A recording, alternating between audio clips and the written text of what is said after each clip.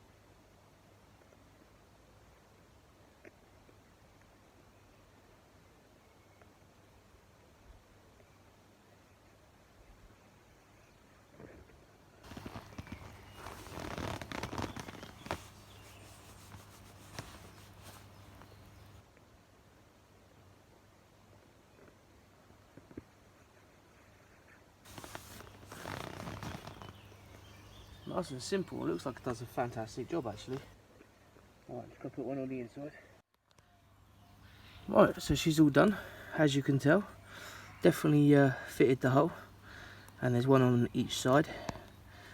Doesn't look amazing, but it does the job. So, yeah, 100% happy. Job done. Nice product. Thanks for watching. Dan Tent Repairs.